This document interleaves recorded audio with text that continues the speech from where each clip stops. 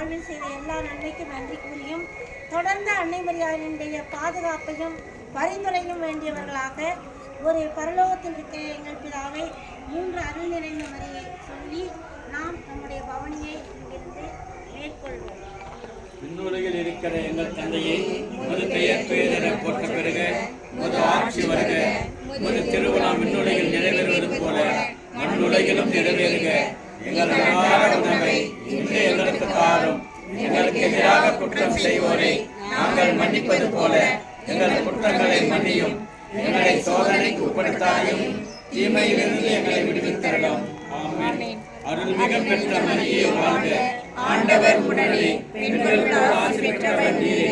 உம்முடைய திருவயிற்றின் கனியாகிய இயேசுவும் ஆசி பெற்றவரே.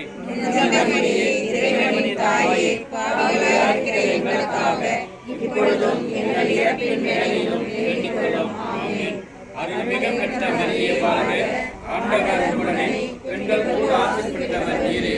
உம்முடைய திருவயிற்றின் கனியாகிய இயேசுவும் ஆசீர்வதிக்கப்பட்டவரே. புனித மரியே, இறைவனின் தாயே, பாவிகளாய் இருக்கிற எங்களுக்காக இப்பொழுதும் எங்கள் இறப்பின் வேளையிலும் வேண்டிக் கொள்ளும். ஆமென். அருள்மிகு பெற்ற மரியே வாழ்க, ஆண்டவர் உம்முடனே பெண்களுக்குள் ஆசி பெற்றவர் நீரே. உம்முடைய திருவயிற்றின் கனியாகிய இயேசுவும் ஆசீர்வதிக்கப்பட்டவரே.